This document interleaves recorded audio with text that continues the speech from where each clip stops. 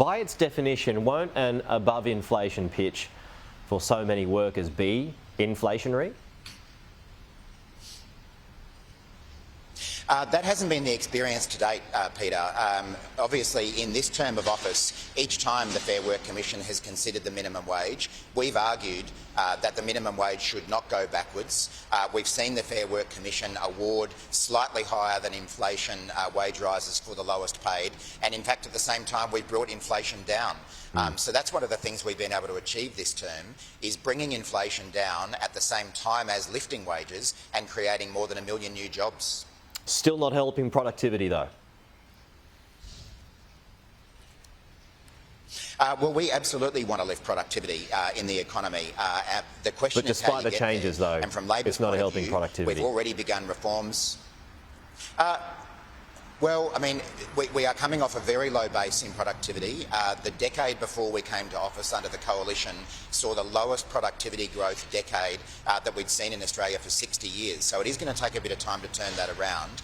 But we've got an agenda to lift productivity. It's things like competition reform, investing in skills, the energy transition. What we don't agree with is the argument from Peter Dutton and the Coalition that to lift productivity, you've got to cut Australians' wages and conditions. That's the American approach. It doesn't belong here in Australia. We want to see people get ahead, not get sent backwards. So, Minister, does this put you at odds, though, with the RBA Governor, who just yesterday expressed concerns about increased wages running parallel with productivity?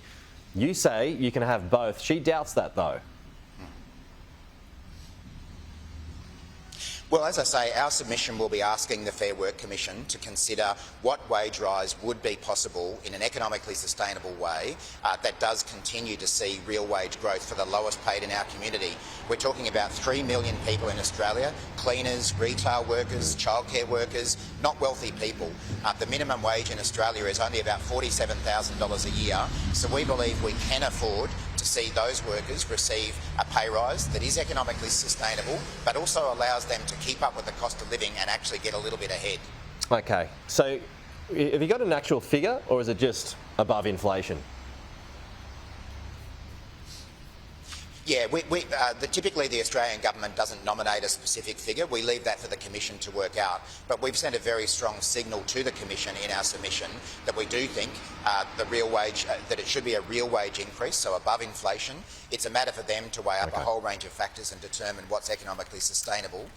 But what we want to do as a Labor government is get wages continue to move.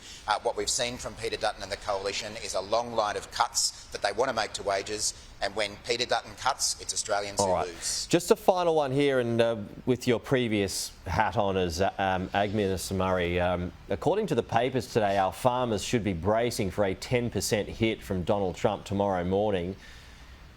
Is that what you're hearing? Are they right? Well, we haven't been informed yet of any sort of particular outcome from the Trump administration. The expectation is that decisions will come through tomorrow. But we're certainly concerned about the risk of more tariffs being imposed on Australian industry, whether it be farmers or anyone else. And that's why we have been standing strong and taking it up to the Trump administration, arguing for Aussie farmers and arguing for Aussie industry. We think it would be a backward step for the US to impose these tariffs. It'd be counterproductive for their own people because it would lift the prices, whether it be of beef or any other product that we sell.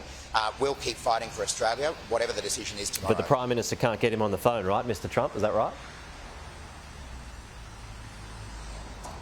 I'm not sure what phone calls have happened lately, but certainly we've had a whole range of people making representations to the Trump administration. We hope that they will listen to our representations, but whatever the outcome, we'll keep fighting for Aussie farmers and Aussie industry. Murray Watt, appreciate it. We'll talk to you again soon.